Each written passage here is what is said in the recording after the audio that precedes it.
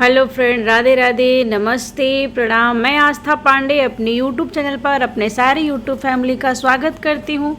उम्मीद करती हूँ फ्रेंड आप सभी भी बहुत स्वस्थ और मस्त होंगी, बहुत ही अच्छी होंगी। और आज एक बहुत ही सुंदर मैं हंसी मजाक से भरपूर सोहर गीत लेके आई हूँ। फ्रेंड कैसा लगा कमेंट जरूर कीजिएगा।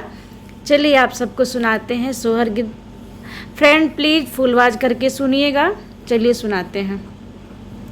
सोने के टिकुलिया कवनी देई लीलराउन कर चमकीला हो। अरे राजावा के पूता वा कवन राम सौरी में झाकेले, सौरी में झाकेले हो।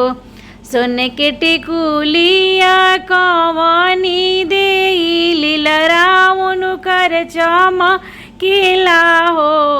अरे राजावा के पूता वा कवन राम सौरी में झाकेले, सौरी में झाकेले हो। ए अम्मा धनी के आदर नाही कइलू त धनी दुबराई गईली, धनी दुबराई गईली हो। ए अम्मा धनी के आदर नाही कइलू त धनी दुबराई गईली, धनी दुबराई गईली हो। किलो ही किलो बाबू काजू दियनी, अवरु अखरोट दियनी, अवरु बादाम दियनी हो।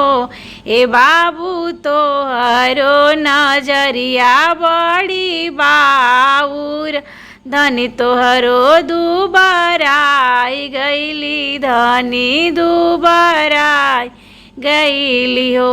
ए बाबू तोहरो नजरिया बड़ी बाउर, तोहर धनिया दुबराई गईली, धनिया दुबराई गईली हो। सोने के टिकुलिया कवनी देई लीलराउन कर चमकीला हो।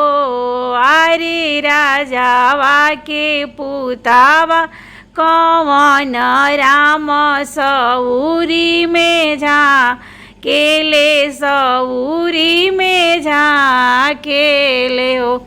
अरे राजावा के पूतावा कवन राम सौरी में झाकेले, सौरी में झाकेले हो।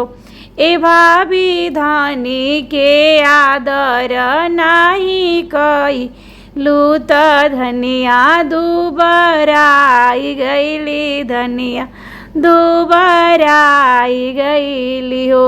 कटोरवा कटोरा मो दूध पियवनी, तेलावा अबटीला हो। ए बाबू तोहरो नजरिया बड़ी बाउरी, तोहर धनिया दुबराई गईल, धनिया दुबराई गईली हो।